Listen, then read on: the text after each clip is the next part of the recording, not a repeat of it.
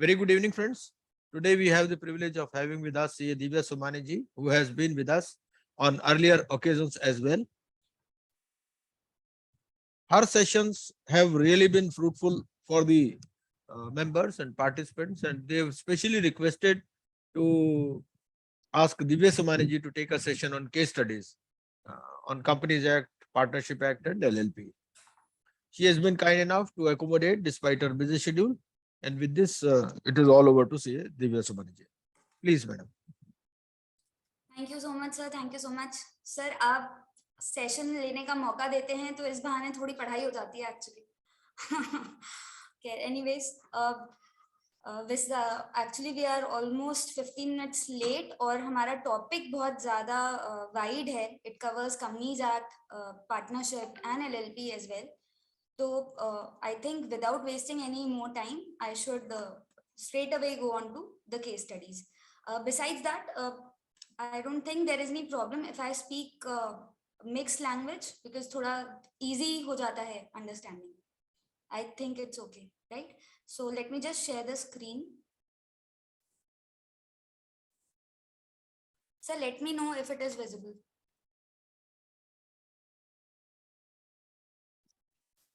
Yes, sir, it's visible. Okay fine. So अगर आप लोगों को सिलेबस के बारे में आइडिया है थोड़ा भी, अगर आपने देखा हो तो it covers variety of topics among which we have this LLP, IPA and Companies Act as well.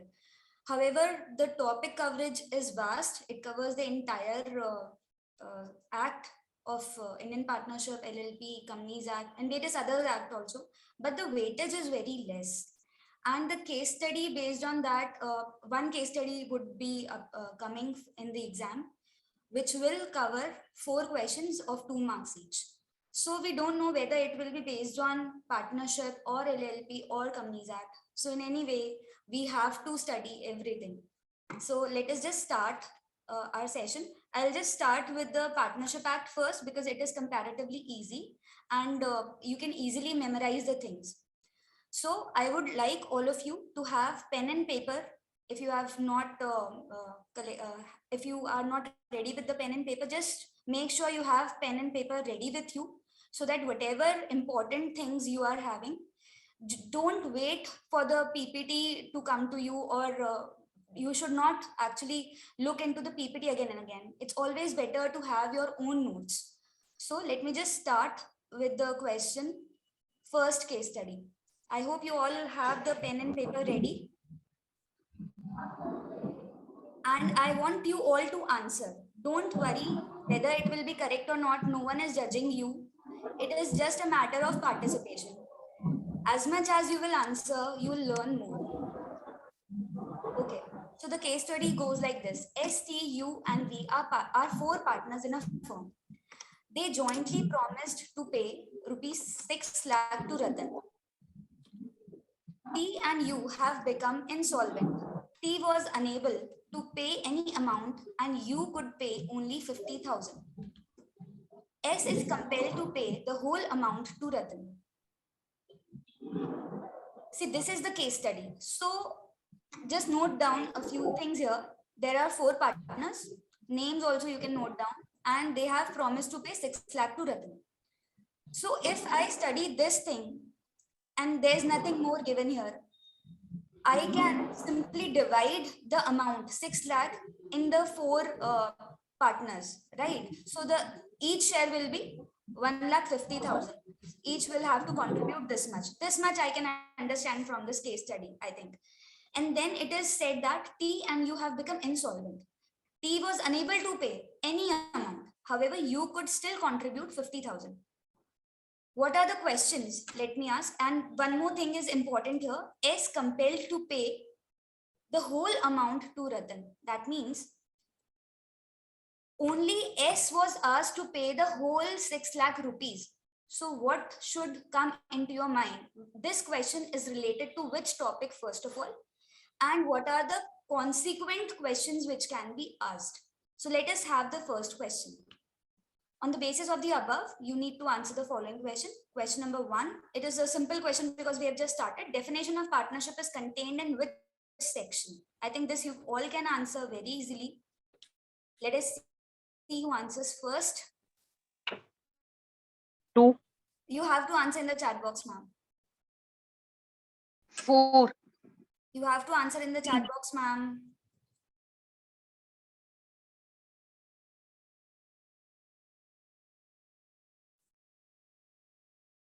Someone has said B.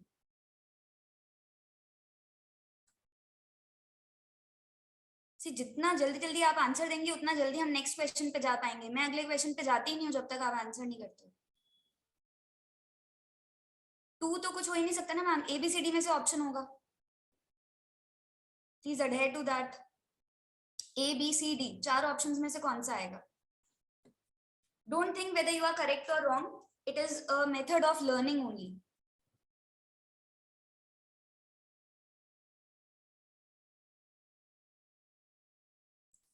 Okay, so let me give you the answer. The correct answer is section 4. Normally इतने सारे acts पढ़ने के बाद हमें लगता है सारी definition section 2 में ही होती है, पर पार्टनरशिप की जो डेफिनेशन है it is contained in section 4. So that you must remember. If you are not aware of it, just make a note of it that definition of partnership is contained in section 4. So we come to next question now. What is the minimum and maximum limit of partners?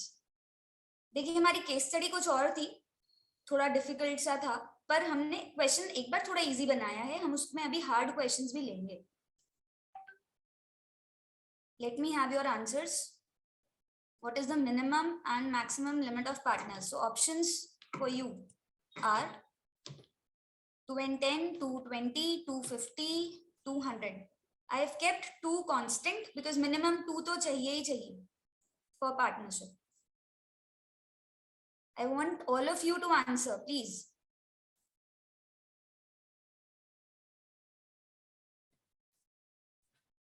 To 10, to 20, I'm getting the answers this way. Okay.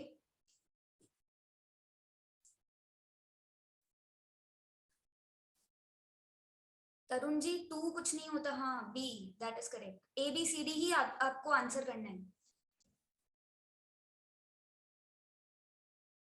जो लोग try नहीं कर रहे हैं फिर वो अलग से पढ़ेंगे चुपचाप अकेले में.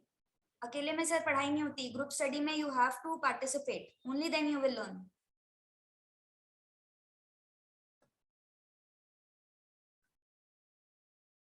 देखिए जो सबसे ज्यादा आंसर करेंगे उनके लिए एक प्राइज है, सरप्राइज प्राइज है. आपको बताया नहीं है गुप्ता सर ने. जो आंसर नहीं कर रहे हैं उनके लिए अनलकी वाला कोई प्राइज नहीं है, तो आप आंसर करते रहिए. क्या ठीक है? हमारा आंसर है C.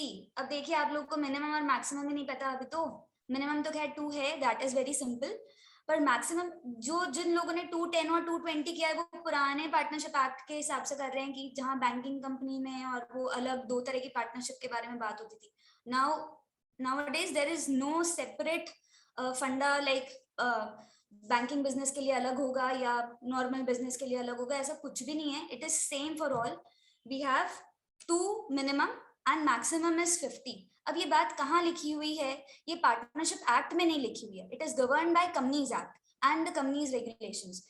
You can make a note of it. Rule 10 of the companies miscellaneous rules 2014, वहां जाके लिखा हुआ है कि maximum number of partners will be 50. और एक सेक्शन 464 और नोट कर लीजिए. सेक्शन 464 इट सेज इलीगल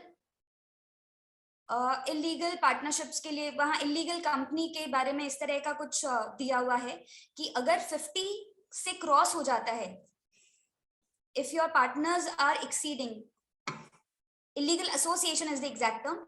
तो अगर आपका एसोसिएशन 50% से एक्सीड कर जाता है, if you are not registering as a company, then it is considered as an illegal association. तो ना तो वो पार्टनरशिप रहा ना वो कंपनी बना. तो ये लिमिट वहां दी हुई है 50. ठीक है. Let's go to third question. Whether S can be compelled to pay the whole amount. अब आपको क्वेश्चन याद है क्या? जरा हम एक बार क्वेश्चन पे वापस आ जाते हैं. इतनी देर में तो क्वेश्चन भूल जाते हैं. तो जरा क्वेश्चन देखिएगा. S कौन था? फर्स्ट पार्टनर था. ठीक है, एस को क्या फोर्स किया जा सकता है कि तुम पूरा का पूरा दो? हम थर्ड पॉइंट अगर देखते हैं तो इसमें फोर्स किया ही था। किसने? रतन ने फोर्स किया था कि तुम ही मुझे पूरा दे दो, मैं सबसे क्यों मांगू, तुम अकेले ही मुझे पूरा का पूरा अमाउंट दे दो, और तुमको कलेक्ट करना है तो तुम अपने बाकी पार्टनर से इंटरनली कलेक्ट करते रहना, ठीक है, तो मुझे तो तुम पूरा पूरा अमाउंट दे दो। तो वेदर इट इज अलाउड और नॉट, ये क्वेश्चन पूछा गया है, तो ये हमारे लिए क्वेश्चन है, तो आप आंसर इसका करिए। मैं आपको ऑप्शंस दे देती हूँ। These are the 4 options. I want each of you to answer. Then only we will understand the concept behind this.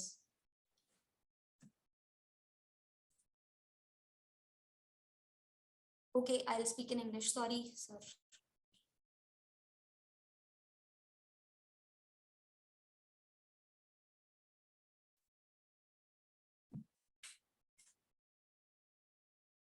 So you have to make sure whether the reasoning is also correct. Yes. If it is yes, then why it has to be yes. So option A or D, whichever you have to choose. Again, if you are choosing no, then you have to check whether the reasoning behind that option is correct or not. So please make sure of that also.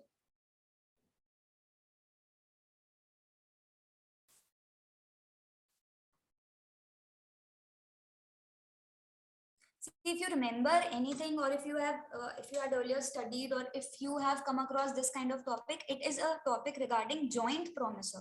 So all these 4 persons are considered as joint promisor. Joint promisor, if I tell you the definition of joint promise, it is like if you have one or more party at one side and one or more party at the other side, the promise between them is known as joint promise, and the parties are known as joint promisor and joint promisee. So here it is a case of joint promisor and joint promisee, and there are certain rules and regulations regarding this joint promisor and joint promisee. So one of the basic requirement or one of the basic condition is joint promisee. Any of the joint promisee, here Ratan is a joint promisee, he can compel any one of the joint promisor. So joint promisor is STUV. He can compel any of them. So the answer is yes. We had 2 options with yes, A and D. D said, being the first party, he can be compelled. It is not a matter of first party or second party. It is just a matter, any of the joint promisor can be compelled to pay. And the joint promisor has a right to receive the amount, receive the excess amount which he has paid from the remaining joint promisors. That is his right. This is what you can note down. Section 43 is with respect to this particular provision. Joint promisor. Any one of the joint promisors may be compelled to perform. I hope I'm making myself clear here. If anyone has a doubt, you can just unmute yourself and ask. It is a case of joint promisor, and any one of the joint promisee. Here we have just one joint promisee. Sometimes we may have 2 or 3 people as a joint promisee. So they can compel, any one of them can compel any one of the joint promisor to pay. If you're clear with this, only then you will be able to answer the next question. So just let me know if you are not clear. Ma'am, I have a doubt Yes, ma'am, please. regarding the previous question, not regarding this. Regarding previous question, okay. Google has Association also of asked some- persons, association of partnership, if it exceeds its limit, maximum limit, that is 50, then it is termed as illegal association, right? Right. Neither it's a company nor it's a partnership. Right. What next you said? I mean, I was this just is saying according they have to to which register rule? themselves as a company in order to become a legal association then. Fine, but this is according to which rule? There is some rule or section? Yeah. 464, section 464. Yes, ma'am. Okay. Thank you And so the much. rule is rule 10 of the company's miscellaneous. Okay, ma'am. Okay. Regarding this question, anyone is having doubt? Joint promisor? Okay, let me go ahead then. Question number 4. Whether S can recover anything from V. If you remember who was V, let me just take you back to the question. STUV were 4 partners. They jointly promised to pay 6 lakh. T and U had insolvent. U could still pay 50,000 and V is still solvent. So the question is, S has already paid 6 lakhs. Can he recover anything from V? Can he recover anything from V? Right? So here we have the options for you. Let me go to question 4. These are the options. Sorry, I have given the answer also. Let's see.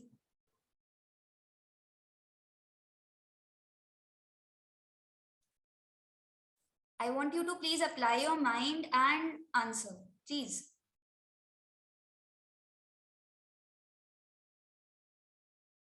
Gokul sir, I hope you have not seen the answer.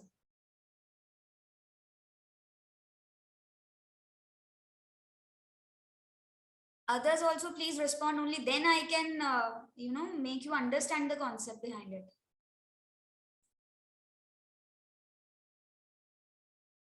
Gupta sir आप note करते जाइएगा कौन सबसे ज्यादा जवाब दे रहा है. बिल्कुल madam.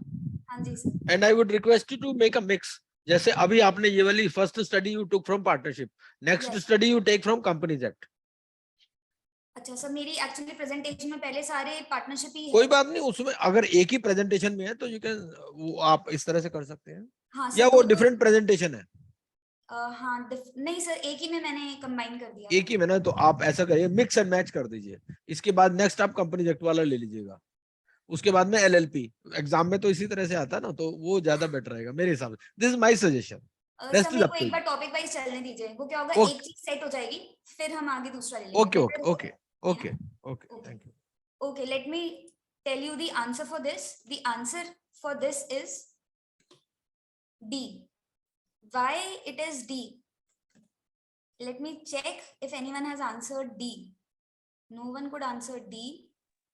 Sir, ma'am, I have answered D. Poonam ma'am, Yes, ma'am.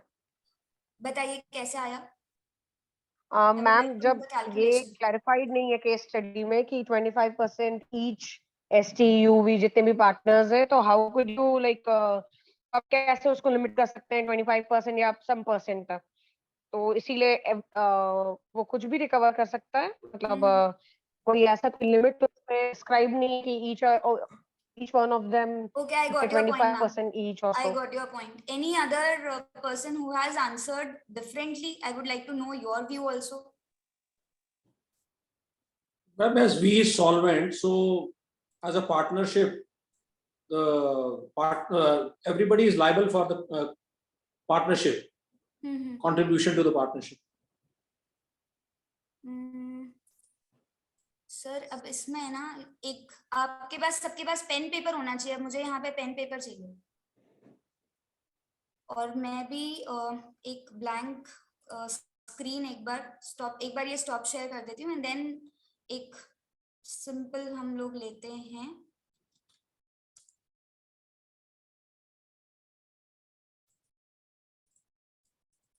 क्योंकि इसके कैलकुलेशन हमें आना चाहिए. Only then you will understand कि ये कैसे आया.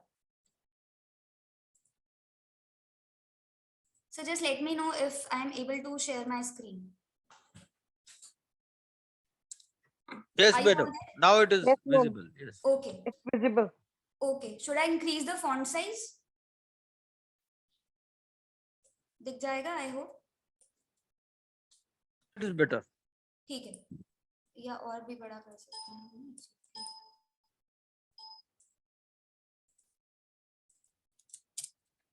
See, the total amount which we had was 6 lakh. There are some rules regarding joint promisor and joint promisee. Like we have in partnership deed, if there is no partnership deed, if there is no agreement, how the profits and losses are shared, they are shared equally. So the basic rule is coming from here only. So if there are joint promisors, if nothing is said, they will share equally. So the share of S, let me just write S, T, U and V. They all will be sharing 1,50,000 each, right?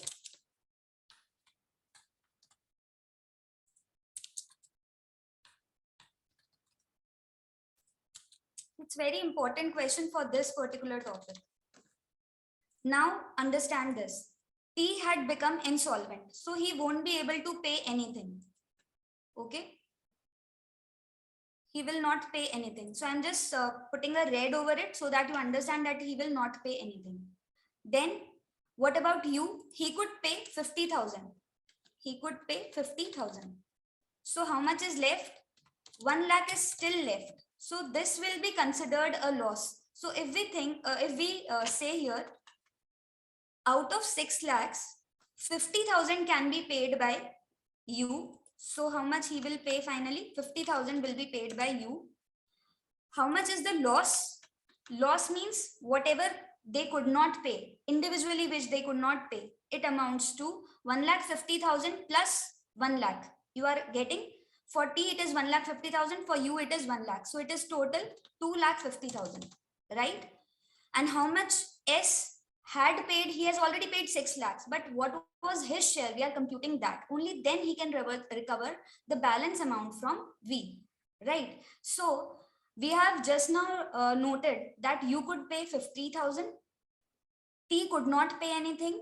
And this loss of 2,50,000 will be divided in the remaining joint promisors equally. So how much is it? It is 1,50,000. 1,25,000, sorry. So this will be added to their share. So this is what ultimately they will be paying. So how much S should pay? He should pay 2,75,000. Similarly, we should also pay 2,75,000, and you has already paid 50,000. So that makes a total of 6 lakhs. So ultimately, the question which was asked to us was how much S can recover from V. S can recover 2,75,000 from V. This is how it goes. Just make a note of it. Here we are understanding 2-3 properties. The first property is joint promisor will share equally. If nothing is said, they will also share the losses equally. So loss, how does it come? If anyone goes insolvent and he cannot pay anything, that particular amount of debt which he could not pay is considered as loss, and that is shared between the remaining joint promisors equally. I hope I'm making this clear. So let us go back to the slide. Excuse me, ma'am. Yeah, One yeah. doubt है. Sure. जैसे अभी S वाला question में तो था कि S is compelled to pay all amount jointly. हाँ, नहीं, S was compelled to तो pay. कंपेल तो कर सकते हैं. इसमें ऐसे समझिए, गुप्ता सर और आप दोनों ने मिलके एक लोन लिया है. ठीक है, आप दोनों ने मिलके वो 6 लाख रुपए लिए हैं मेरे से.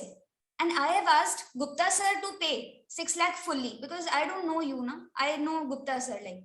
So I'm just asking Gupta sir to pay the full amount. And I'm asking Gupta sir, you can directly take the balance amount or the share of the other person yourself. I'll not be bothered about it.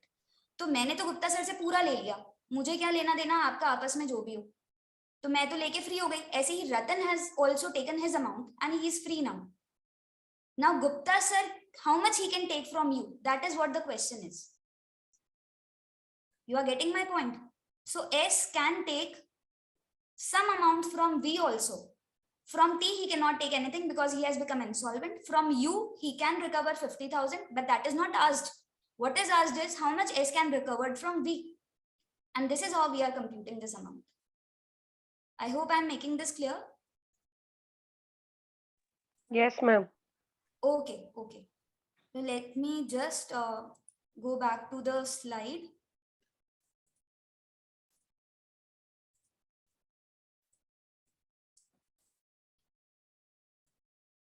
You can just note this down.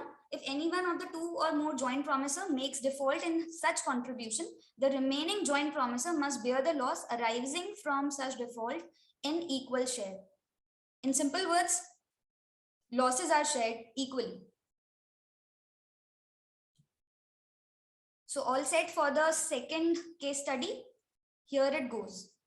X, Y, and Z are partners in the firm, Messrs. XYZ and company. They admitted D as nominal partner, and on agreement between all the partners, D is not entitled to share the profit in the firm. Just make a note of it. D is a nominal partner, and as per agreement, he is not entitled to share the profit in the firm. After some time, a creditor K filed a suit on D for recovery of his debts.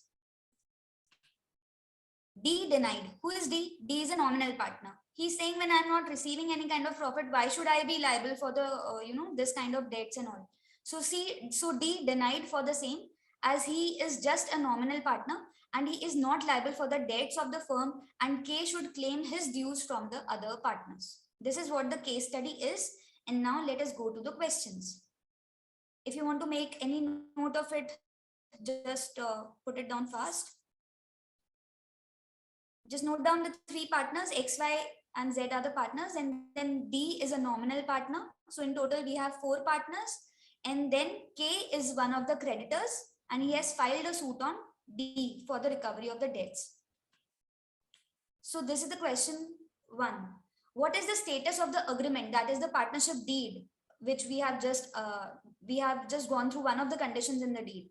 What is the status of that agreement prohibiting the share of profit to a partner? Whether it is void, it is valid, again valid, has a second reasoning, then simple valid. I would like you all to answer in the chat box so that we understand whether you are getting it correct or not. The deed said that he could not share the profits. So is it correct to write this way in the partnership deed?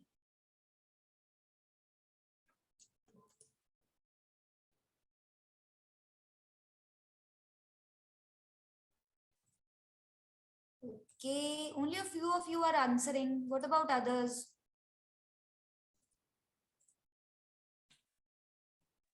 Answer D Ma'am, is correct. may I see case study again? You may see the case study again. Yes, ma'am. Yeah.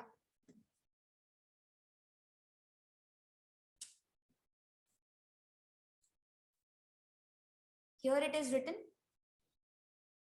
On agreement between all of the partners, D is not entitled to share the profit of the firm. So it is written here.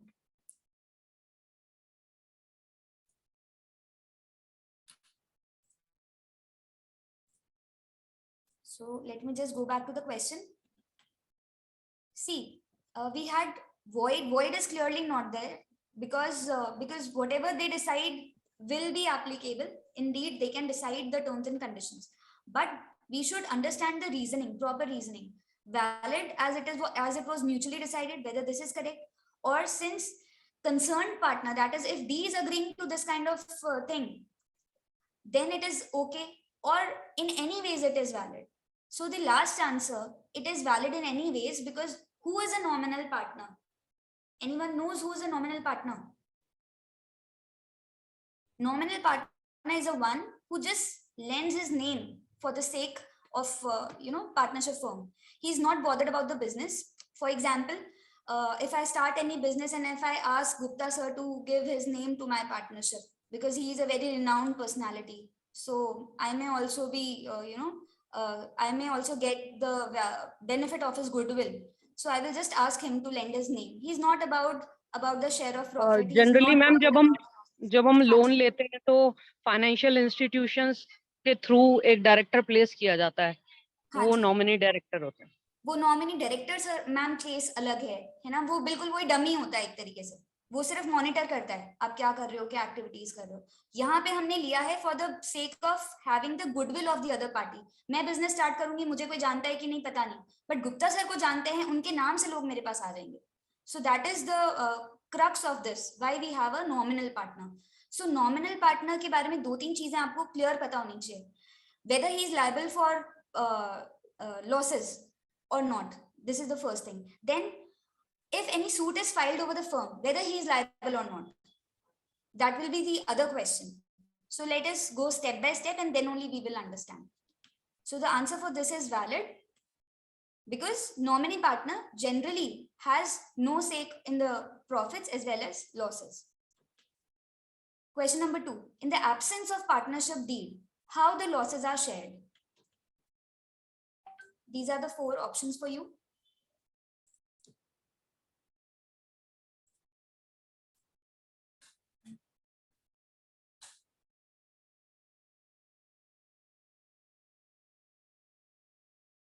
See, this question is a little bit tricky. The answer is B. It's a simple question. लेकिन क्या होता है, हम वो case study पढ़ लेते हैं तो थोड़ा कंफ्यूज हो जाते हैं, तो हम आंसर देते हैं इसमें डी, क्योंकि कुछ ऐसी बात आ रही है, it is related to the nominal partner और समथिंग. लेकिन क्वेश्चन तो सिंपल सा ही है ना. In the absence of partnership deed, how the losses will be shared? It will be shared in the equal ratio. That is it. D being nominal partner will not be entitled to share any losses. ये एक और बात हमें लिख लेनी चाहिए. This is to be remembered in case of nominal partners. Various kinds of partners are there: active partner, sleeping partner, partner in case of profits only, minor partner. उसके भी अलग pros and cons होते हैं. यहाँ पे भी कुछ nominal partner के बारे में बात है, guaranteed partner. So it is like that. Next question: whether D is liable for the dues. D कौन था? Nominal partner. Whether he is liable for the dues. This is the question. A, B, C, D. I would like you to quickly answer so that we can understand the concept here also.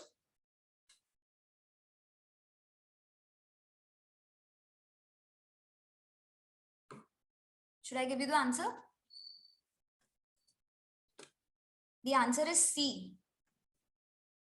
Yes, he is liable for the dues. देखिए, बाहर वालों के लिए, third party के लिए, for the third party, the face is this nominal partner because they don't know the other partners. Like in our case, Gupta sir was the face. He was the identity with which the other parties or the other persons, the outsiders, were coming into, and they were becoming my customers or they were taking my goods.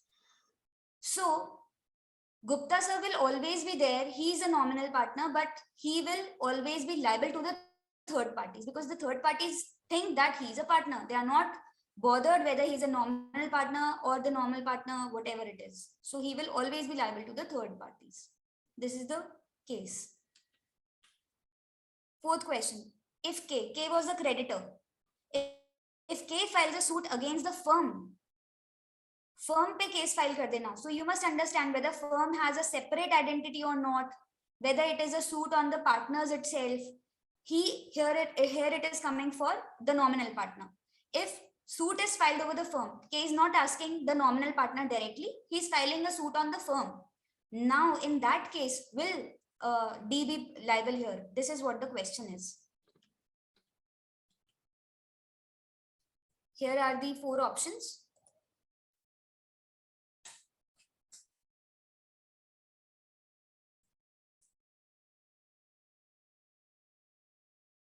B, D. Okay. Sir, answer is D. Yes, firm as well as all the partners. This you must understand. First liability is of firm. If firm is unable to pay, then individually partners are liable. So it is joint and several liability, as you all know. So it is not only the partners, firm as well as all the partners, be it nominal partner also. So all the partners are liable. So this was the second case study. It was regarding the type of partners. The first case study was regarding joint promisor. Let us go to the next case study because there are lots of topics. Nominal partner, regarding nominal partner, if you want to note down something, this is the summary. You can just take a screenshot of it, or the presentation will be shared with you later on. You may write it down. The last point is important. He becomes liable to outsiders for the debts of the firm. Second last point, it says he does not share in the profits or losses of the firm. He neither contributes any capital nor takes any part in the management of the firm. Fine. Case study number 3. Sir एक हम partnership की और ले लेते हैं, उसके बाद हम चाहे तो नेक्स्ट पे जा सकते हैं ना. ठीक है madam. Okay. P, Q and R are partners in Messrs PQR and Company. The firm has decided to purchase a machine from Messrs LK and Company. So you are seeing here there are 2 partnerships. PQR is one partnership firm and the other is LK and Company. So one partnership has purchased from other some machinery. They are deciding to purchase a machine. Okay. Before B and Q can purchase the machine, R died. The machine was purchased, but thereafter P and Q became insolvent. So a lot of confusion is there. One of the partner is dying, then the others are becoming insolvent. So how does it, overall lead to? That is what we want to understand here. And the firm was unable to pay for the machine. Question number 1. The provisions with respect to liability of the estate of deceased partner are given in which section? So this is just a simple question. If you are not aware about the section, just make a note of it. Answer is B. When a partner dies, whatever his share is, it goes to the legal hires.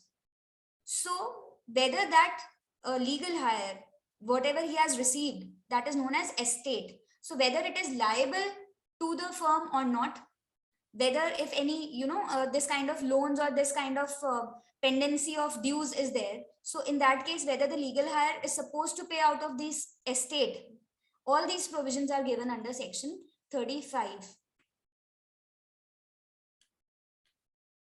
Question number 2. In the event of the death of a partner, his heirs or legal representatives or their duly authorized agents shall have a right of access to and to inspect and copy any of the books of the firm.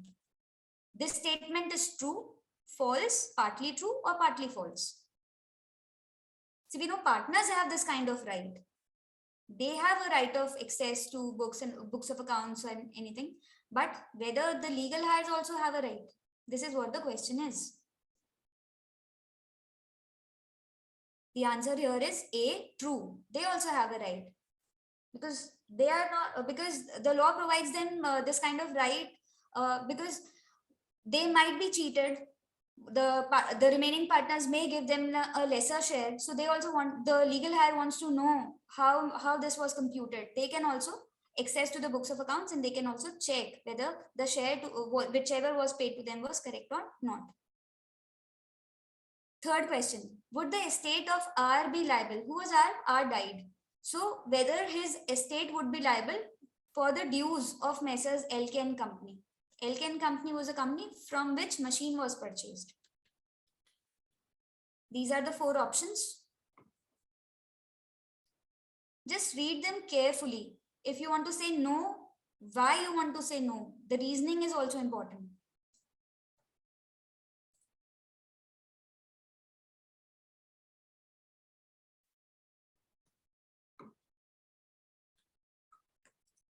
Let me give you the answer here. Answer is D. Yes, as the firm has decided to purchase before R had died.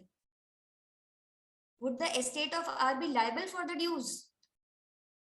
Would R be liable for the, would the estate be liable? Yes, it is liable because they had already decided it. Is it correct? Anyone has a second opinion on this? Okay. Next question. Ma'am, what about in previous slide, what about A? What about A? Okay. No, death absolves all the liabilities. So this is half true actually. As soon as the person dies, the existing liabilities which were there, the legal heir is still bound from the estate. He has still to pay. Only for the further liabilities, future liabilities, the person is absolved. But for future liability, he is not there, na? For future liabilities, he is not there, but the contract was already signed when he was there. The machine, they had already decided to purchase the machine, and suppose the contract was signed, only the payment was pending. It is like this. When you say the future liabilities, it means when the contract is signed by in his life. Suppose in this question itself, only the quotation was asked. Only the quotation was asked from the other company, and they were mutually just discussing. And next day, this person died, and after that, both the partners purchase the machinery. Will it be said that the contract was made? No, the contract was not made in front of him. So that is the case, sir. So my point is that then even when the contracts are made and after the death of that particular person, the contract goes further? Yes, sir. Yes. Contract goes, but it is just that who will be liable. whether the remaining partners would be liable or they can still seek the amount from the estate of the partner who has died. The question is regarding the payment. Who will pay? Only the remaining partners will pay, or the partner who has died, he will also pay. So it is like that. You mean to say the legal heir is always liable for that? So legal heir is liable only if the contract, whatever I am saying is, if the liability is existing till the time of death, then only the legal heirs are liable. And legal heir will never pay out of their pocket. They will only pay out of the estate which they have received. Ma'am, what will be the profit sharing ratio of legal hires? Sir profit sharing की तो बात ही नहीं आएगी इसके अंदर.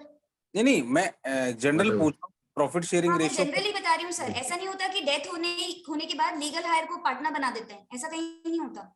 Okay है ना sir. आपने जो क्वेश्चन पूछा मैं आपको 2-3 बातें बताती हूँ. क्वेश्चन 1, यहाँ पे एक पॉइंट आप प्लीज सब नोट कर लीजिए. As soon as death happens, mandatorily firm ये जो है डिसॉल्व हो जाती है. This firm dissolves. The rule is like this. जैसे कोई पार्टनर इंसॉल्वेंट होता है, द फर्म विल डिसॉल्व. जैसे ही डेथ होती है, firm will dissolve unless otherwise written in the deed.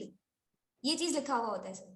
तो इफ आपने जब deed when you made the deed and in that you wrote like this that it will not affect by the death of any partner, it will not be affected by the insolvency of any partner, the firm may continue, it may still continue its business. But if nothing is written like that, if no deed is there at all, then the rule is the partnership will come to an end, it will dissolve. And it is never like that the legal heirs will be made partner. Because मैं R को तो जानती थी, मतलब मैं जो suppose A B C 3 partners हैं, C को तो हम जानते हैं, we know C, but we don't know his son, we don't know his how his daughter would be, या उसकी वाइफ कैसी होगी. I am not aware about their nature, whether they are capable enough और not. Why will I take them as a partner? So it is not mandatory to take them as a partner. And if you want to take them, then it is again a case of admission. Fresh admission ही हुआ वहां पे. Okay, let us take the next question. Whether firm is dissolved on one situation. हाँ जी. If the liability is more than the estate, then बिल्कुल बिल्कुल बहुत बढ़िया question पूछा है सर आपने. If the liability is more than the estate, then only till the amount of estate would be payable. वो फिर वही बात होगी ना सर, इंसॉल्वेंसी क्या होती है? आपके पास एसेट्स है ही नहीं, लायबिलिटी ज्यादा है, तो यू कैन नॉट पे. तो लीगल हायर तो पे नहीं करेगा. लीगल हायर विल नेवर पे out of his pocket. so it means then the remaining will be treated as a loss and it will be yes, and it will be taken up by the other partners equally.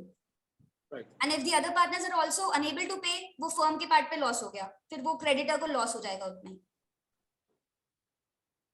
Ultimately, the creditor must receive. जिससे भी मिल रहा है, he must receive. He is not bothered A दे रहा है, B दे रहा है या C दे रहा है. वो आप internally देख लो. Thank you, ma'am. Ma'am same government dues में भी है क्या? सर गवर्नमेंट ड्यूज में क्या? तो मतलब लीगल हायर नहीं पे करेगा आगे?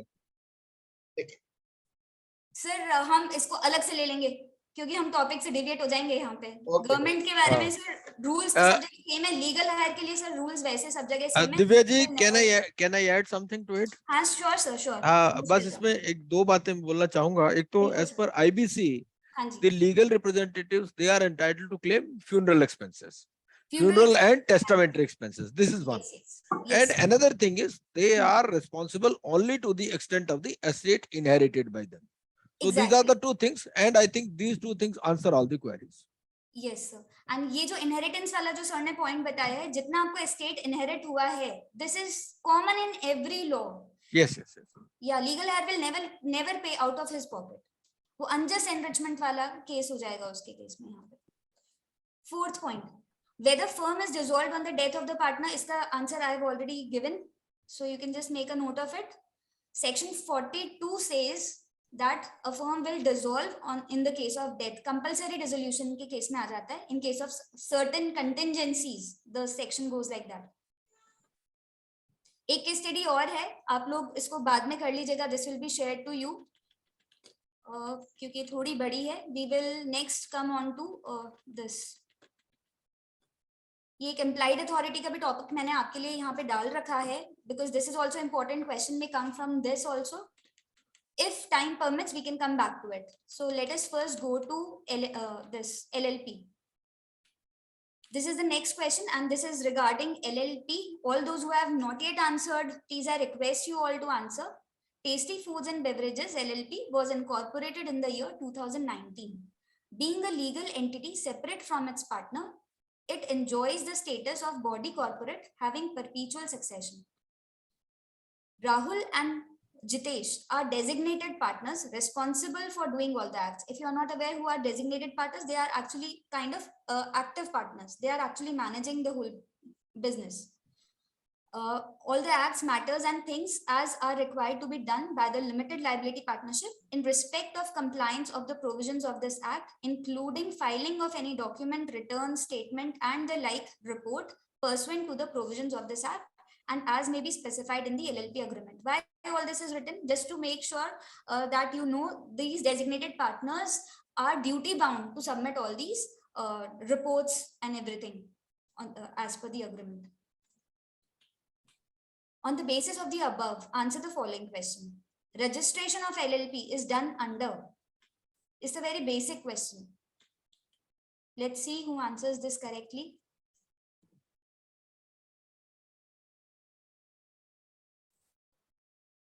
I hope आप लोग थके नहीं हैं.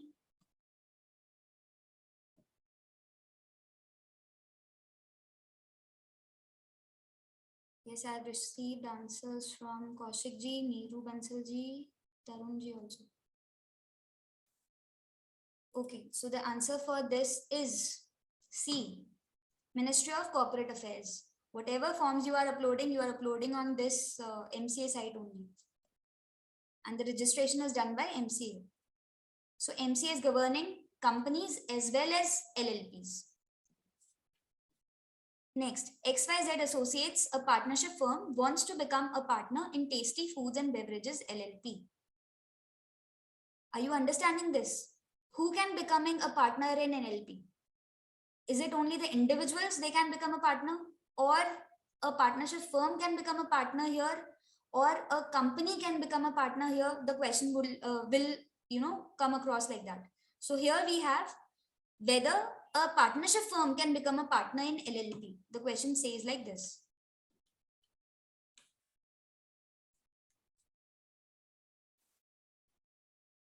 Only individuals can become partner. Okay, Neeru ji is saying like that.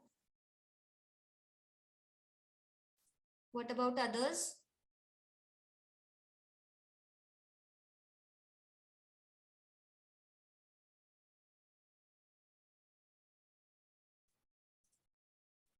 Sometimes it happens कि हमने theory तो पढ़ी नहीं है, direct हमसे questions पूछ रहे हैं तो थोड़ा सा difficult हो जाता है. Sometimes it happens like that. So let it be. कोई बात नहीं. Guess work पे थोड़ा चलाइए. The answer is D. Only individuals and body corporate may become a partner in LLP. Why partnership cannot be a partner here? Because partnership does not have a separate legal identity. Individual partners can become a partner here, but as a whole, partnership cannot become a partner in LLP. I hope this makes sense. Any other body corporate? Body corporate will include any other, LLP can become a partner in LLP again. So any person who is an individual or anyone who has a separate legal identity can become a partner here. Next, how many designated partners are required in a LLP?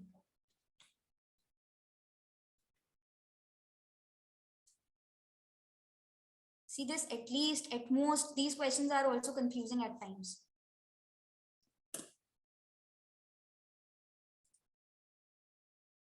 Ma'am एक बार previous वाला का explain करेंगे? हाँ जी बिल्कुल sir, एक second. हाँ sir, आप पूछिए क्या पूछना चाह रहे हैं. मैम उसमें बोल रहे हैं पार्टनरशिप फर्म उसमें एलएलपी में पार्टनर नहीं बन सकती? नहीं सर, पार्टनरशिप फर्म जो है ना उसकी सेपरेट लीगल एग्जिस्टेंस ही नहीं है. ओके ठीक है मैम. हाँ, तो जिसकी सेपरेट लीगल एग्जिस्टेंस है वो ही यहाँ पे पार्टनर बन सकते हैं. Okay okay. Question number 3. How many designated partners are required? The answer is at least 2. It's not just 2. It's at least 2. As many you can have, but minimum 2 you must have. And out of those two, one has to be a resident.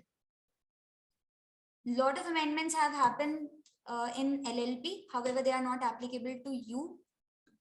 But these definitions have changed regarding designated partner also. Ma'am, on the back question, हाँ जी. उसमें legal entity तो हो गया ना? Partnership firm is having GST number, PAN number and everything. नहीं sir, उसका separate legal existence कहाँ है? इनकम टैक्स के पर्पस से तो वो पर्सन है सर, उसमें मना ही नहीं है. राइट, है ना? It is not a separate legal existence. जब सूट फाइल होता है तो वो पार्टनरशिप फर्म पे नहीं होगी, वो एक तरीके से पार्टनर्स पे ही है. जबकि कंपनी पे सूट फाइल होता है तो it is not on members. Fine sir, okay. Even when वो एलएलपी होने से तो एग्जिस्टेंस नहीं आ जाएगा उसके अंदर. सर एलएलपी की तो सेपरेट लीगल एग्जिस्टेंस है. ये तो बेसिक डिफरेंस है पार्टनरशिप और एलएलपी में. एक एलएलपी दूसरी एलएलपी में पार्टनर हो सकती है. बिल्कुल हो सकती है sir. Thank you. Okay. Which of the following statement is correct? You have to read these sentences completely. Just take your time and read these sentences completely.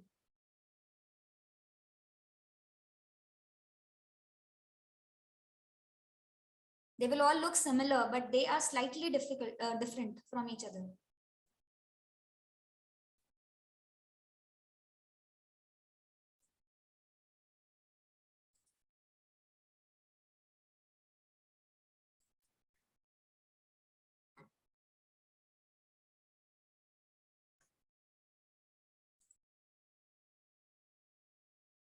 Tripti ma'am has read. She has also given her answer. Gokul sir has also replied. LLP has also replied. I think you are able to read by now. So let us go to the answer. It is C. Every partner of a limited liability partnership is, for the purpose of the business of the limited liability partnership, the agent of the limited liability partnership, but not of other partners. Simply meaning mutual agency does not exist here. Every partner is an agent of the LLP. So he is always bound to what he is doing. The liability will always be on the LLP, whatever a partner is doing. But other partners will not share the liability. So it is like this. It is not mutual agency. So this you can write as a difference between partnership and LLP. In partnership, we have mutual agency. If one partner takes loan, the other partners also have to repay it. But here, if one partner takes loan on his individual name, the other partners are not supposed to pay. Or any other kind of thing. Yeah. Ma'am, regarding that designated partner, Yes, sir. if LLP joins a second LLP, Right. so the designated partner will be representative of the first LLP, or the LLP can be given the name of designated. Yes, nominee, one nominee has to be appointed. The nominee has to be appointed. Yes, It means he has to be a living person. Yes, sir. Yes, sir. But the liability will be of LLP. Yeah, liability, of course, but designated partner has to be a living person. Company. Similarly, it is in the case of company. If a company is being a partner in LLP, because company is an artificial person, some living person has to be there. So a nominee, any of the directors can become a person. So I think this type of a question can also be asked, that whether a living person or a artificial identity or can be a designated. Strictly speaking, they will just ask who can become a partner. So if we are just writing the name of the partners, then the name of the partner will have the name of the company or the name of the other LLP. Okay. Whom it is represented by is none of our concern. Okay. Like to attend the meetings also. You might have read in the meetings case also. A company can also take up the shares of the other company. But it cannot go to attend the meetings. It will send its representative only to attend the meetings. Right. So it goes that way, sir. So these are a few takeaways. Liability of designated partner. The designated partner would be liable to all the penalties imposed on the LLP for the contravention, because there has to be someone responsible. So designated partner is the person who is responsible, and he will be imposed penalty upon. All the monetary fines, etc., will also be paid by the designated partner. No provision in the act providing for the reimbursement of such monetary penalties to him by the LLP. At least in act, nothing is given like this. You may have something in the deed which you are making. In LLP, deed is important. It is mandatory. In partnership, it is said that it is not compulsory. However, in case of LLP, it is important to have LLPA, that is LLP agreement. Next case study. Akshay and Sumit want to enter into some form of business organization, but they are confused whether to opt for partnership firm or LLP or a private limited company. So I think some of your questions, some of your doubts or the comparisons between the three will be sorted out after doing this kind of case study. They have several questions in their mind and therefore they agree to take an expert opinion. Akshay can contribute rupees 2 lakh as capital, while Sumit is ready to give his own office premises for the purpose of conducting the business. Rahul, a non-resident, is also interested in their venture. In later years, they even intend to do it on a non-profit basis. So I think you can understand how the questions will go. So let's see the first question. Which of the following is false in case of LLP as compared to company form of business? No restriction on borrowing powers, remuneration to directors regulated, choice to maintain the accounts on cash or accrual basis. There is no provision in regard to holding of any meeting. You have to pick out the false statement.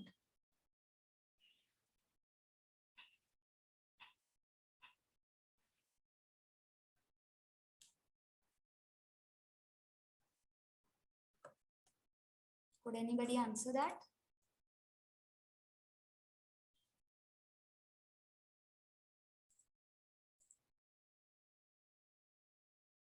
Yes, I could see a few answers. Okay, let's see the correct answer. It's B. Remuneration to director is regulated. This is false. You may just note down. Rest of the statements are correct.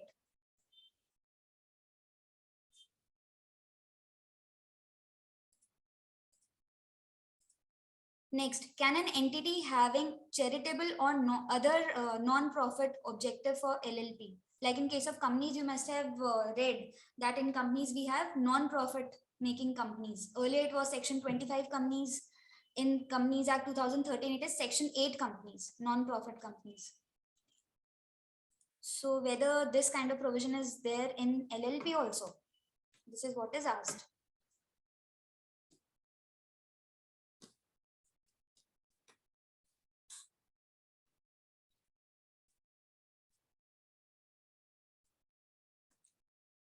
Yes, we have got first answer by Tripti ma'am, then Gokul sir.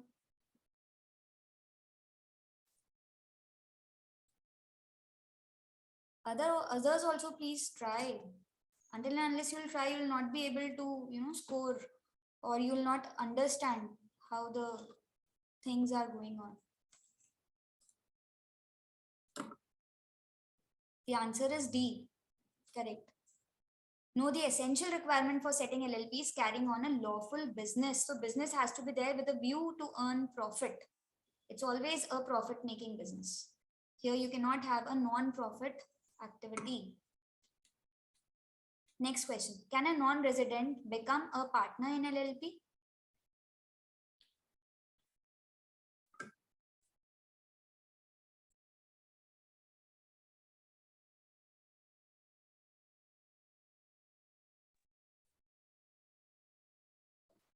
So let's see if you can answer this one.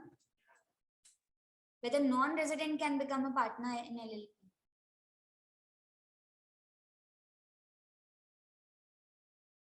I think I said the answer a little while ago. Yes, he can become a partner here, but even a designated partner can be non-resident. But out of minimum 2 designated partners, which we were saying, one of them, at least one of them should be a resident.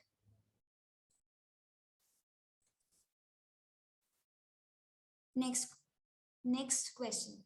Whether partners are bound to contribute towards the capital because we read in the case study, one of the partners was ready to, one of the person was ready to contribute in monetary terms, the other was contributing his office premises. So how the contribution, whether the contribution is mandatory, first of all, and whether it is to be paid in cash only or otherwise cash also it is allowed. So that is what we are here to understand.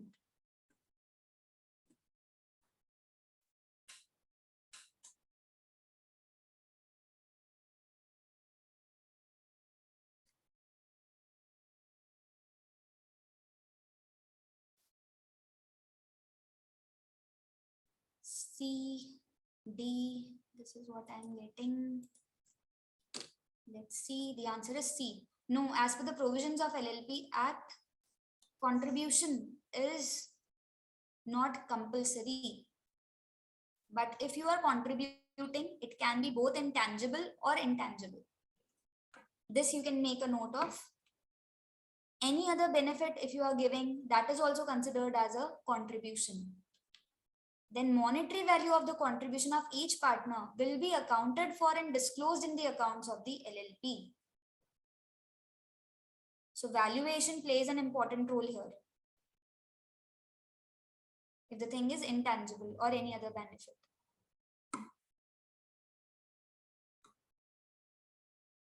Shall we proceed, or you have any questions you may ask?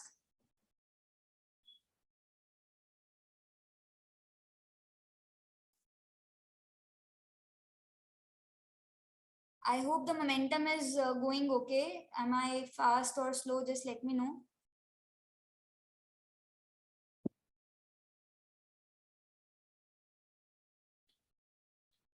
There's one more case study for the LLP. Manilal is appointed as a designated partner of MN Global Services LLP. He is not aware about the responsibilities of DP, that is designated partner. He therefore consults an expert to know more about the maintenance of the books of accounts, audit requirement and annual returns, etc. So this is a very important question, and you can take a lot of points to remember from this particular case study, because it will have provisions regarding the annual return, audit requirement, maintenance of books in case of LLP. Question number 1. As per Rule 9(1) of LLP Rules 2009, a person shall not be capable of being appointed as a designated partner of a limited liability partnership if he has at any time within the preceding years been adjudged insolvent.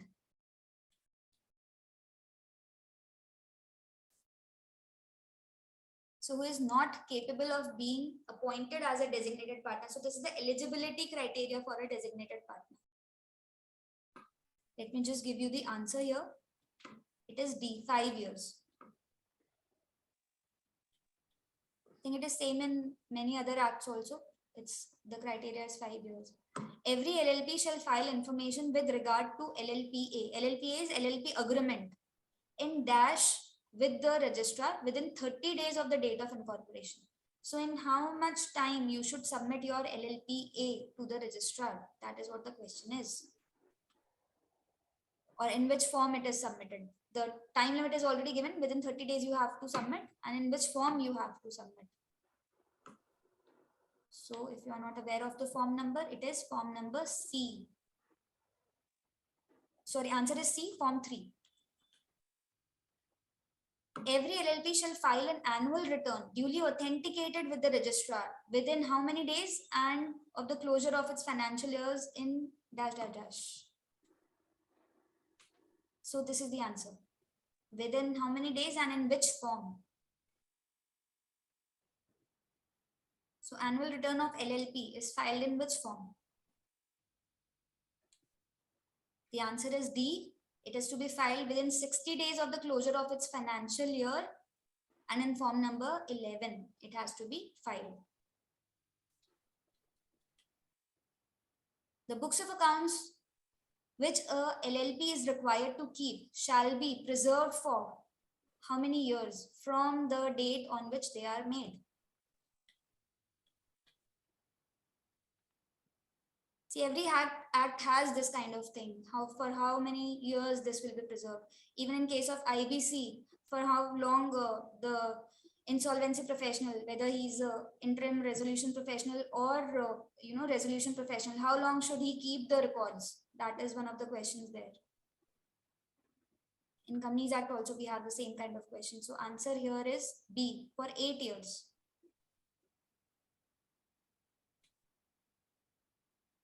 So these are the notes. If you want to just understand maintenance of books, every LLP has to maintain annual accounts in true and fair, giving a true and fair view. They have to file statement of accounts and solvency. This is particularly in the case of LLP. They have to file statement of accounts and solvency with ROC every year. In form number 8, they have to do this within a period of 30 days from the end of 6 months from the relevant financial year. And it is signed on behalf of LLP by its designated partners. So they are the responsible persons for filing this. And if they do not do this, it is a penalty provision. Penalty is of 100 rupees per day. The next is annual return. Form number 11 with ROC within 60 days. This was the question also. Preservation of books of accounts. We have already understood it is 8 years. You can just take a screenshot of it, or as you want, you can make a note of it. Regarding audit requirements, the accounts of every LLP shall be audited in accordance with these rules. With the rules, I mean, whatever LLP rules are there, provided that a LLP whose turnover does not exceed in any financial year 40 lakh rupees or whose contribution does not exceed 25 lakh rupees shall not be required to get its accounts audited. So no audit requirement, you have already been given, and if the limit exceeds, you have to go for audit. Every LLP shall file annual return with the registrar in form number 11. And these are the various forms. This list will be given to you. You can study it at your pace later on. Let's go to Companies Act. Okay. So Companies Act has a variety of topics. Let us first start with prospectus. So let us first have the summary, and then we will have a case study. So you will have a break also. You just don't do the questions, just understand the concept also. So what are the various modes of issue? Issuing what? I hope you are making, you are understanding this. What are the various forms of issuing shares? How you issue shares? If it is a public company, by issuing prospectus or making a public offer, or by private placement, or by right issue, or by bonus issue. These are the various modes of issue, issuing shares. Then it may be classified as IPO, FPO, or OFS. Then in case of private company, normally it is a misconception that private placement is only for private company. It is not like that. Private placement can be made by public company as well as private company. It is just like a special offer. It is given to a limited number of people. It is not given to, it is not open for public. That is why it is known as private placement. So private placement can be made both by private companies as well as public companies, and the detailed provisions are given in section 42. We are not going with the detailed provisions, okay? And section 23 is concerning public offer and private placement. It says actually the offer can be made in this way, public offer and private placement. And section 29 is for public offer of securities to be in demat form. Nowadays, we all see that it is generally in demat form. What is prospectus? You can directly see this chart. The definition section is 2 clause 70. What is prospectus? The definition says it is a document which is described or issued as a prospectus and also includes. So if you properly see the definition, it says the meaning, and it also says that it will include 2 things.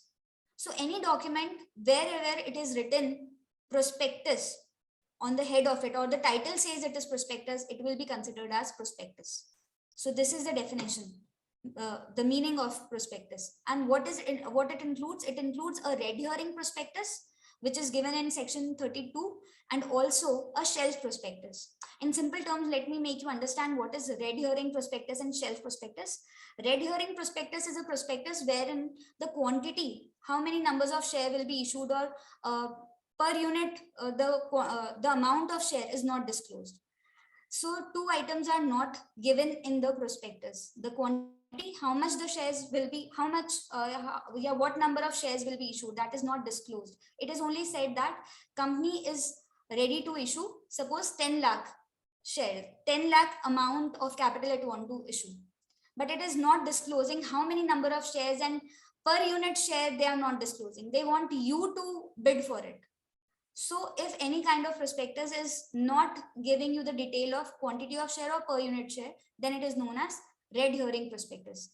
Secondly, what is shelf prospectus? Shelf prospectus, you can remember with the term shelf. Shelf is where you can put the things and you can take that back, you know. So shelf prospectus is a prospectus. It can be used again and again over a period of time. For 1 year, it can be used again and again. So if a company wants to make an issue, every time it has to come out with a prospectus. So in order to avoid that, again and again, you don't have to bother about printing the prospectus again and again, doing all the formalities. So you can just use the same prospectus, but the differential time period, suppose, let me just give you an example to make you understand better. Suppose the company came out with an issue on January. It issued a prospectus having the details about the company and everything, its directors and its business and everything. And again, it wants to go for a public issue on April. So again, it will have to go for making a new prospectus. It is not like that. They can use the earlier prospectus, but for the 3 months period, that is January, February, March, for that, they have to include any activity which they have come across, whether it is financial or non-financial. They have to make a separate disclosure of it. So prospectus, including additional information, will be known as shelf prospectus, and that can be amounted to full prospectus. That is it. Shelf prospectus will become a complete prospectus if it has the differential data with it for the differential time period. That is known as information memorandum in short. So information memorandum contains the data for the differential time period, and the shelf prospectus plus the information memorandum will be equal to the final prospectus. What are the various contents of prospectus? It has to be dated. Ma'am, with regard to the previous question, Sure. there was a question. There was a question today with regard to the this issue of shares.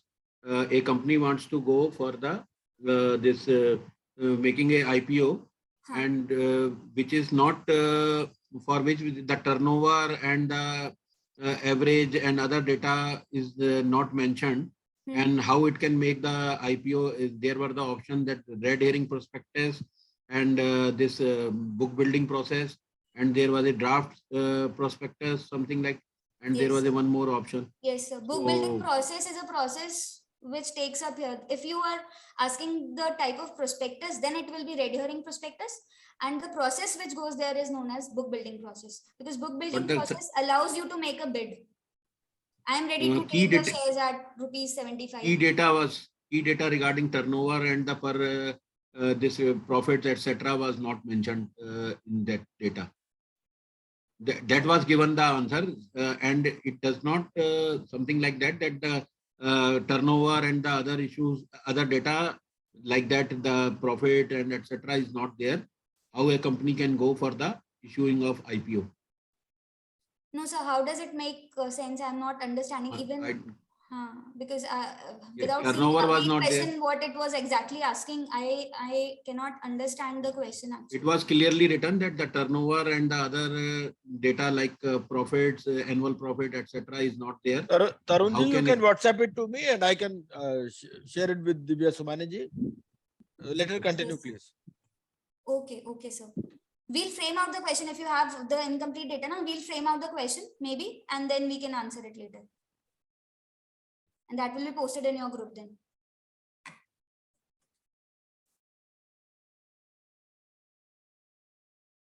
Contents of the prospectus, we were here. It has to be signed by the directors, proposed directors. If it is a new company, it has to be signed by proposed director, attorney of director, anyone who's there. Financial information, whatever is specified by SEBI, that has to be there. Declaration shall be given. These are the things. Then expert report can be attached with it. Only on who is an expert, he is an independent person. If a director is one of the professional person, he cannot write his opinion. It's not that. He has to be an independent person if he wants to term himself as an expert. So it is written that he should not be engaged or interested in the formation or promotion of the company. Expert has not withdrawn his consent. This has to be mentioned clearly in the prospectus. And the expert gives his consent in writing. This is also mandatory, that he must give consent in writing. It's not that oral consent is allowed. So the cover page of the prospectus will state that the copy has been already delivered to ROC for filing, because ROC will first check and then only you can issue it to the public. So vetting process is going on there. Required documents are attached to such copy delivered to ROC. This has to be mentioned clearly on the face of the prospectus. Okay. Now there are three types of prospectus. Shelf prospectus we have already discussed. This is the definition for that. Red herring prospectus. And the last is abridged prospectus. Abridged prospectus is incomplete prospectus, a memorandum containing such salient features of prospectus. So it is not the complete prospectus, it is a short form of prospectus. This is known as abridged prospectus, which you normally see with the application, share application. It is abridged prospectus. Annual general meeting, section 96, sorry. Time within which the meeting should be held. See, this is again important section, annual general meeting. There are two kinds of meeting in case of companies, AGM and EGM. EGM is extraordinary general meeting. So AGM, every year it has to be held, where it can be held, place, time, who are invited, notice is given within how much time, and all that you will understand here. Whether it can be called on a holiday also, national holiday, or there is any specific time also, you can call it in the evening or late nights also, whether that is allowed. So all that will be discussed here. Time within which the meeting should be held. Every company other than one person company. So one person company is excluded. So this provision is not applicable on one person company. They have normal companies have to call AGM each year. In addition to other meetings, a general meeting as its AGM, it will be normally be termed as AGM. It is written like that, and shall specify the meeting in such notices. Specify the meeting means when the notice of the meeting will be sent, it has to say that company wants to hold or conduct its annual general meeting. Even the number of the meeting will also be mentioned. Like company wants to conduct its 5th annual general meeting or 6th annual general meeting. It will be specified. And it has to be conducted within not more than 15 months. So the time limit which we have is 15 months. So the time gap between two meetings should not exceed 15 months. This is what is given in this section. However, as per the SEBI requirements, it is every financial year we have to have one meeting. Every calendar year or financial year, again, that is a question. So that you will come across here. Every calendar year we must have a meeting. So just let us understand, not more than 15 months shall elapse between the date of one annual general meeting of a company and that of the next. So just make a note of it. The time gap between two meetings should not exceed 15 months. That is first point. Can a registrar extend the time of this meeting? Yes, this 15 months can go till 18 months, but we have to seek the permission. But this is not applicable in case of first annual general meeting of the company, because the first annual general meeting already has the time limit. It shall be held within a period of 9 months from the date of closing of its financial year. So indirectly, the first general meeting already has an extended time. So it will not be given extra time. Okay. Next, it shall not be necessary for the company to hold any annual general meeting in the year of its incorporation. Suppose the company has incorporated in December 2021. The financial year will close on 31st March 2022. So just for the 4 months, should it conduct a meeting, it is not necessary to conduct a meeting in the year of incorporation. That is what it means here. Next we have, just wait. Divyaji, can we directly move on to case Case studies? study. Okay. Okay. Because Okay. time is short. Okay, sir. Okay. Because the questions are based on these topics now, so I thought, okay, let it be. Let us just go to the questions. Okay, this is the question. Sri Tires Limited is an unlisted public limited company. The company's accounts for the financial year ending on 31st March 2022 were finalized and audited by the statutory auditor. The meeting of the board of directors was convened and approved the financial accounts of the company and proposed to convene the annual general meeting of the shareholders on Thursday, the 25th August 2022 at 10 a.m. The total number of members is 3,500. So from first, you can just make a note of the time of the meeting, the date. And from the second, you can just note down, it is about the quorum. Next question will be on quorum. The total number of members is 3,500. The article of the company provides that the quorum for the general meeting of the shareholders shall be at least 50 members. On the day of the meeting, only 10 members were physically present. Even after waiting for 30 minutes, the quorum was not present. Accordingly, the meeting was adjourned.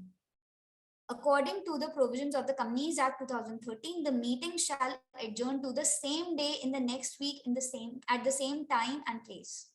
So adjournment is also happened. Adjournment is also happened in that. However, on the same day in the next week, that is on Thursday, the 1st September 2022, the same venue, which is a hotel's conference hall, was not available from was available from 3 p.m. only. The board agreed to conduct, earlier the meeting was at 10 a.m. right? Because normally the adjourned meeting has to be conducted at the same time, same place, same venue, you know. But here the venue was not available in the morning, so the time, can they choose a different time? That is what it is. So the time, the board agreed to conduct the meeting from 3 p.m. and all the members were informed individually via mail and also published it in the newspapers, only in English and another vernacular language. The adjourned meeting started at 3 p.m. on 1st September 2022. The quorum required as per the articles was 50. However, 75 members were present. Out of 75 members, now you have to again check whether the persons who are there, whether they make the quorum or not. Out of the 75 members attending the meeting, 25 persons were having the residence near the venue of the annual general meeting and the rest of the members were staying far away. Due to heavy rainfall and scarce availability of public transportation, 40 persons left the meeting so that they can reach home on time. That means quorum was not fully present throughout the meeting. By that time, only the ordinary business resolutions were approved and 2 special business agendas were pending for the approval by the members. I'm just again taking you to the first part of the question. I mean the first part of the case study. If you want to make a note of anything, just note it down because now we will have the questions straight away.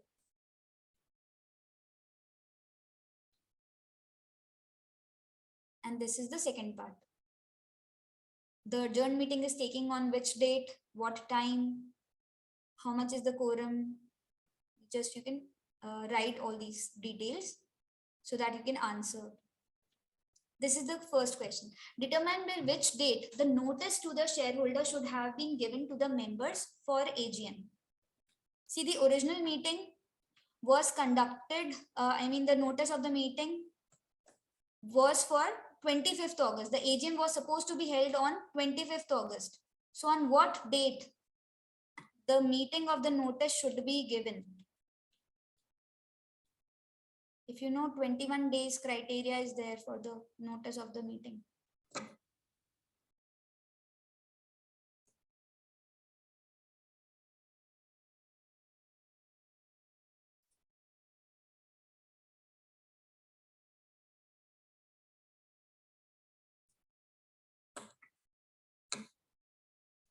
Okay, I think you have answered it.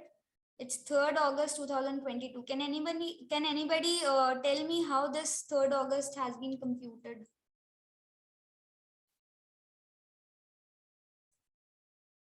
See, for notice, we have 21 days criteria, 21 plus 2 plus 2. The date of posting is not calculated. The date of the meeting is not considered. 2 days for post normally. So the answer here is this. Section 101 for notice of the meeting, length of the notice, that is the section. Whether adjournment of the general meeting of shareholders of Sri Tyres Limited for want of quorum was justified as per the requirement of the Companies Act, because the company had, adjourned the meeting. For the want of quorum means the quorum was not there, so they just adjourned. Whether it was justified, this is the question. You may read the appropriate solutions given here, options given here.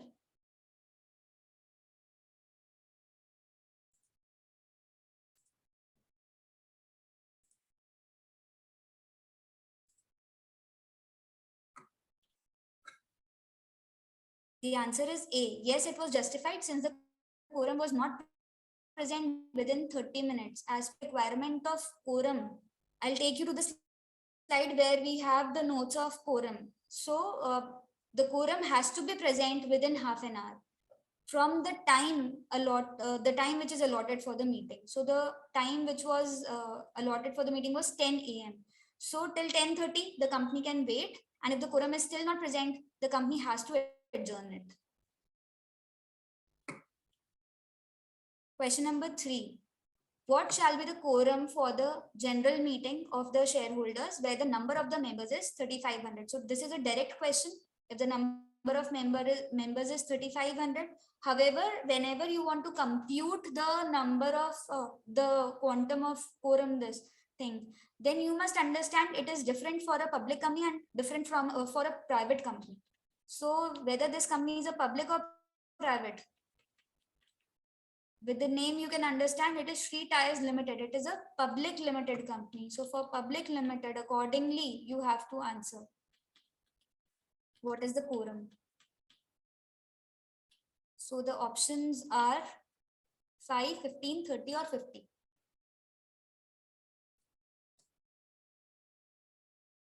Sir asked me to skip the slides. Otherwise, I would have told you the theory. But okay, after these questions, we will understand what the theory is. Answer is D, 50. So how did you compute this 50? We'll come to it later. Just one more question pending, and then we will go to the finally the theory part. As some members left the meeting, the quorum was not present all the time during the annual general meeting. The agendas for the special business transactions remained unapproved. What is your opinion? Just read the options carefully. The quorum once present in the beginning of the meeting is enough. The quorum should be present all the time when the meeting is in progress. Any items which could not be approved by the members for the want of quorum shall be treated as nil. When the option C, when the quorum is present in the beginning of the meeting, it may be assumed that all the resolutions have been approved until and unless objected later on by the members present therein.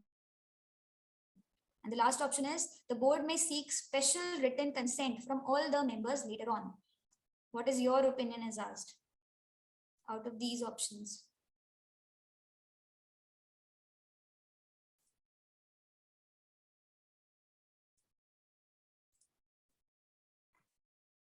Don't be afraid of giving the answers, because only then you will understand. The answer is B. The quorum should be present at all the time when the meeting is in progress, and the items which could not be discussed will be considered as nil. Now, before going further, let me just take you to the theory part of it. What is quorum and the details regarding that? Only then you will understand. So, for the quorum, basically, the number of members, how do you compute in case of public company? The number of members, the section, which section is we are discussing here for the quorum? Can anyone answer in the chat box? Or you can just unmute and speak up if you know. It is section 103, quorum. Number of members. If the number of members in a public company is less than or equal to 1,000, 5 members Importantly, personally present. This personally present makes sense because proxies are not counted for quorum. That you have to make note of. So 5 members should be personally present. In case the total number of members in a company is 1000, then only if 5 members are there in the meeting, the quorum is satisfied and the meeting can continue. If the total number of member is between 1000 to 5000, then 15 members should be personally present. If the number of members is greater than 5000, then 30 members should be personally present. So according to the law, if in our case, okay, let us consider it with our case, let us correlate it with our case. In our case, it was a public company and the number of members were 3500. So we fall within this limit. 15 members should be personally present. As per law, even if 15 members were there, the quorum was satisfied. In our case, 70 members were there in the adjourned meeting later on. So, and one more thing you should know, if the articles speak about the higher number, see if the article says that 40 members should be there in the quorum, then the higher would prevail. Then in case of private company, quorum is 2 members personally present. That will satisfy the quorum irrespective of the number of members. Yes. 50 members, how you have taken as a quorum in our question? In our question, sir, it was given in articles, it was mentioned like that. Let me take you again there. The article of the company, you can see there. Just let me underline. Yes. Let me go to the Second line. Yeah, I have gone to next. Fourth question. Yes, sir, just a second. The article of the company provides that the quorum for the general meeting shall be at least 50. You get this? If the article says for a higher number, you have to go with the articles. Got it. Thank you. Okay. Just a second. I think the quorum part is done in this question. Let us proceed further. Let us take the next question. Anyone is having any doubt regarding quorum, the thing regarding quorum? Okay.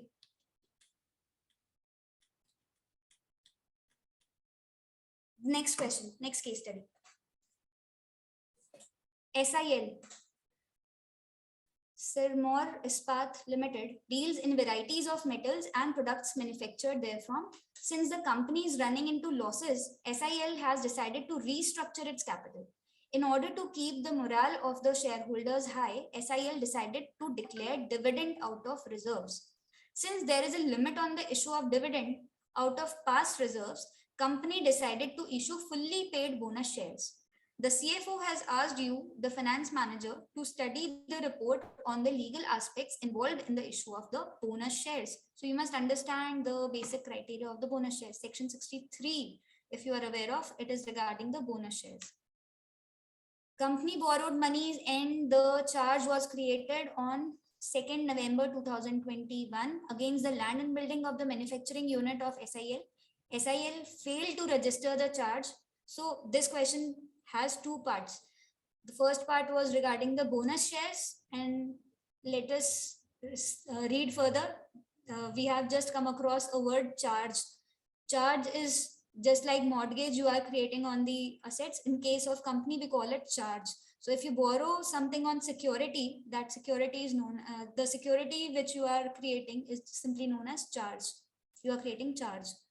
Against the land and building of the manufacturing unit of SIL, SIL failed to register the charge till 1st December 2021. SIL, a well-governed company, which wishes to ensure favorable relations with investors through transparent reporting. Annual report of SIL contains details which are beyond the legal requirements. The latest AGM of SIL was conducted on 30th August 2021. While finalizing the minutes of the meeting, again a minutes question is also there. So minutes are prepared after a meeting is conducted, after a meeting has happened actually. So while finalizing the minutes of the meetings of AGM, SIL's chairperson wishes to remove the statement made by the retiring director stating the same as defamatory in nature to the company. Again, if you can read properly here, can a statement be removed or everything has to be mentioned in the minutes? That is what one of the questions would be. One of the existing independent directors raises the question on the exclusion of the said matter and requested the company secretary to redraft the minutes containing the said matter. Okay, so first question is, what is the date by which SIL has to file its annual return for the year ended 31st March 2021? These are the dates. We'll come to the theory part later. First, let us have your guesses. Annual return. Section 92 is for annual return. Answer is C, 29th October 2021. How this is computed?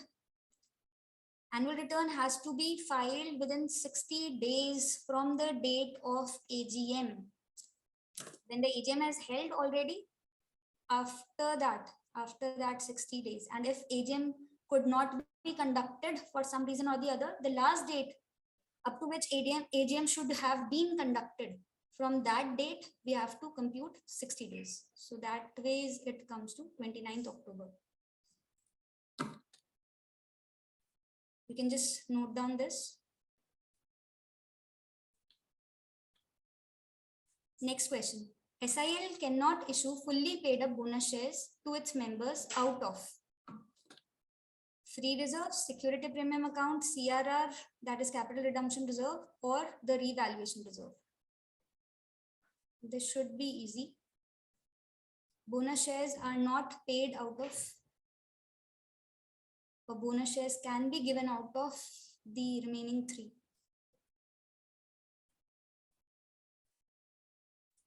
The answer to this is B. Revaluation reserve should not be used for the payment of fully paid up bonus shares. Next, which of the following is not a condition for issue of fully paid up bonus shares? So which one is not a condition? So other three will be conditions important for the issue of fully paid bonus shares. All this is given in section 63, if you can read that. These are the four options for you. It should be authorized by AOA, can only be issued against fully paid up shares, then should be authorized by a special resolution. Bonus shares shall not be issued in lieu of dividend. We have to figure out which is not a condition.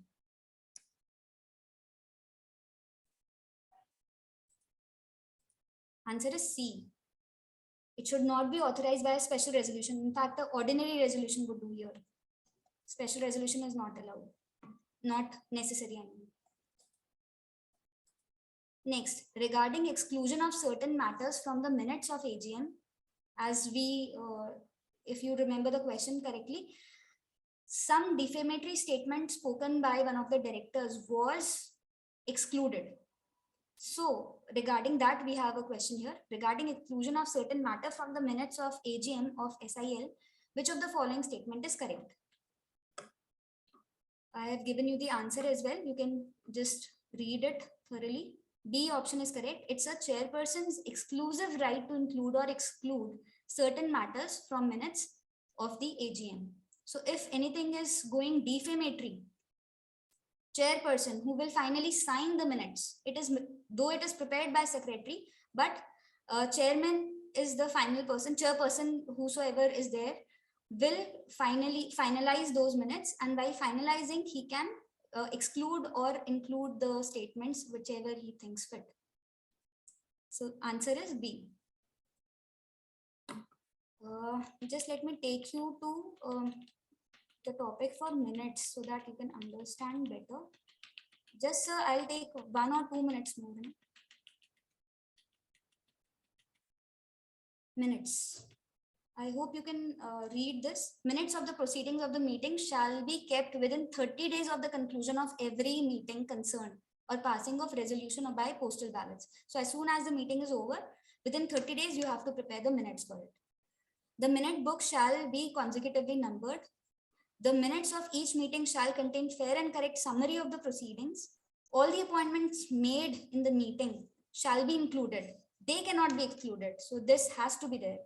In the case of board meeting or a meeting of a committee of the board, the minutes shall also contain the names of the directors present in the meeting, and in the case of each resolution passed, the names of the directors, if any, dissenting from or not concurring with the resolution. This point is particularly with respect to the board meeting. Any of the following matters shall not be included in the minutes of the meeting, which is, in the opinion of the chairman, can be reasonably regarded as defamatory of any person or irrelevant or immaterial of the proceeding or is detrimental to the interest of the company. So for this part, the question was asked, which matters can be excluded in the opinion of the chairperson? This you can make note of. The matter to be included or excluded in the minutes of the meeting shall be absolute discretion. No one can question chairperson why you have included this, why you have excluded this. It is his sole discretion, sole authority to whatever he wants, he can include or exclude. But it should restrict to this. The minutes kept in accordance with the provision shall serve as the evidence of the proceeding. If any suit is filed in case of company can always say that we conducted a meeting showing minutes as an evidence. This is what it means. I think, sir, time is up, and though the Yes, topic madam, was- definitely. topic Definitely, was very actually, lengthy, I could not do justice with the topic. There no, were that a is lot true. of things to be But discussed. a lot of things were covered, and we really appreciate the effort put in by you. And we would request you to take another session whenever it is convenient to you, preferably before 5th if you can accommodate us. I'll talk to you I'll let you separately know. on that. Yes, Hanji, I'll talk to you. Hanji, Hanji. So we are really thankful to see Divya Somaniji for wonderful deliberation on Partnership Act, LLP and Companies Act. I hope you all enjoyed Sir, the I would session. like to just interrupt, and I would like to have the feedback from the audience. Which part they want to have? I mean, for Companies Act, basically they want to have the case studies, or I mean, because Partnership Act was sufficiently covered, I think. Okay. Regarding whatever the feedback is, I mean, it's an open forum, so let us ask here only. Yes. You can unmute. I mean, the audience, you are here. You can just unmute and just let me know whether these case studies were helpful. You could achieve anything or not. And for the information of all the participants, I would like to tell them that we are starting a new batch with effect from 6th of September. So Which batch is this? actually, we don't keep track of maybe maybe. Yes. And I would request you also, and I would request all the participants. Some of the participants here are already qualified, but still they are interested in learning the subject, so they are attending.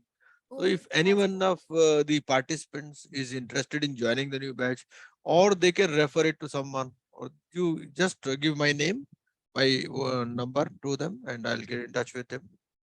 And it is all for charity. We are not taking anything. It is not our commercial motive, and our target is to make at least 1,000 IPs, and we will achieve it very soon. Great, sir. Great. Yes.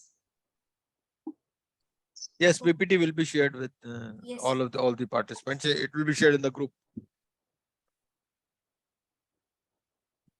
Ma'am, it was Yes, ma'am. wonderful deliberation. I Thank you, believe, ma'am. I hope you learned something out of it. I mean, it was. yes, ma'am. जितना मतलब मेरे को लगता है कि 3-4 घंटे हम खुद बैठ के पढ़े और वो गया कि नहीं ब्रेन में याद हुआ कि नहीं उतना आपके लेक्चर्स में सुन के हो गए whether sections, whether definitions, whatever. Credit goes to Gupta, sir. Yes, Raja Shekaran ji. Yes, sir. Excellent, madam. First class success here. Sorry, sir, I could not hear that. Very good class, madam. Okay. Very Thank good, you very so good, much. very good. Yes. Thank you. It was a wonderful session, ma'am. Very learning, very things are there to learn. Thank you, sir. But what I would say, there were only a few persons who were, constantly participating in the chat box. So I would like you all to participate. Whether the answer is correct or not, just don't be bothered about it. I mean, this is a forum wherein you can learn. So just, use your keyboards also at times. Any other feedback? I mean, Just one doubt. yes, sir. Yeah, just excellent session. Just wanted to confirm where the number of partners which has been indicated as 50, Yes, whether sir. it is relevant from exam standpoint currently, recent It is relevant sorry. from examination point of view. Yes, sir, it can be asked. Now, how many? Because what What is we the have been maximum taught number of of partners in a partnership firm? This can be asked. no. This amendment has come recently, I believe. No, sir. Right? With effect 50. from 2013 Act, Companies Act 2013. Because in the book of Shaker, it is written as 20.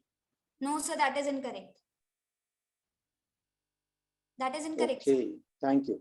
Okay, sir. Okay. So again, we are really thankful to see Divya, Somaniji and all the participants for their wonderful participation. So with the permission of the speaker, we are ending the meeting now. And this session was being recorded and will be shared on our YouTube channel also. Thank you, sir. Thank you so Thank much. you very much. Thank you very much, madam. Thank you.